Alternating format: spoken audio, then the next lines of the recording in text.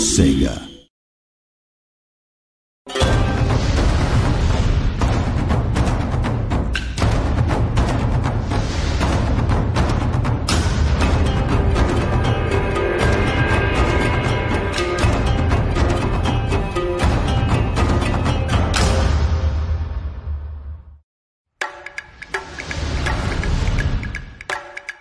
Empire is one of our most discussed products, right? Yes. Not least because it was, commercially certainly one of our biggest, and it reached kind of the biggest number of people, the biggest number of fans.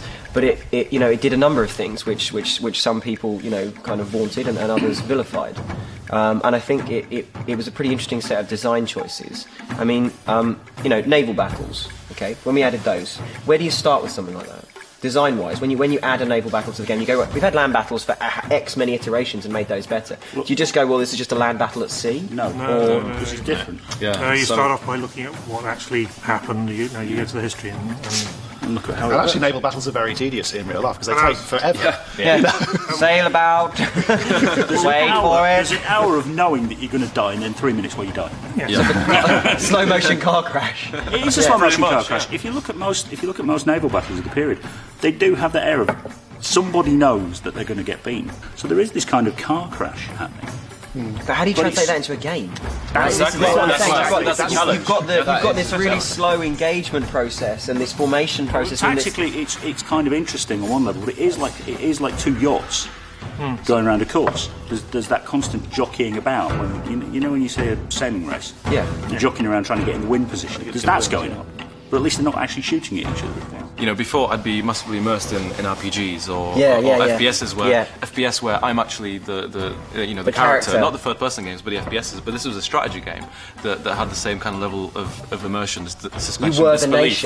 I was the nation, and it did have that kind of nostalgic, memory. This is exactly why, just to go back to a point earlier, why people get cross with this if we don't do exactly what they want. Because they get so into it. We're messing with the kind of. The interesting thing is it kind of like on a high level. The interesting thing about this is that our games are generating real experiences for people, in which case we're almost transcending art and literature.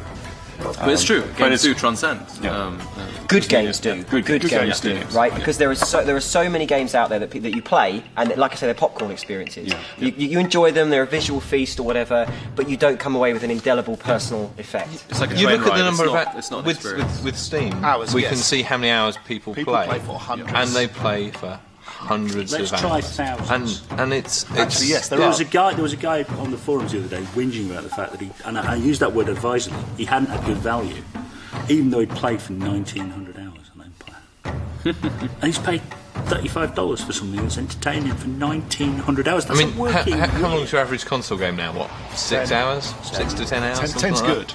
10's are good. I mean, that's you barely scratch the surface.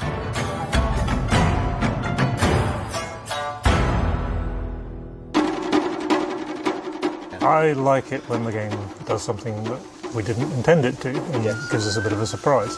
I remember playing Mid 1 and one of my allies, which had been an ally for a long time, managed to take one of my regions off me in a way which we'd never intended. And the way he did it was he sent a bunch of bishops in, caused the peasant rebellion, and then sent a diplomat in and bribed the rebels, all in one turn. I'd lost a region, I was still his ally, I couldn't do anything about it. It was brilliant, and that's the kind of thing where the game does something unintended but clever. Emergent behaviour. Yeah. The first time you see the elephants in Rome, that was very cool.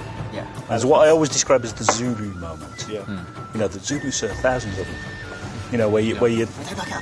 Well, no, I had one when I was playtesting Medieval. I had one battle where this British army or English army, I should say, in Egypt, and there's a sandstorm, and the enemy are all off in the distance. It looks like there's about 3 of them. This sandstorm waves in. And then the weather clears, and they're all standing there 20 yards away from me. Jesus Christ! And that was kind of impressive the first time I saw it. And that was a favourite. We have a lot of good tech in place, and it'd be nice to just really focus on tools and content. Gameplay. Yeah.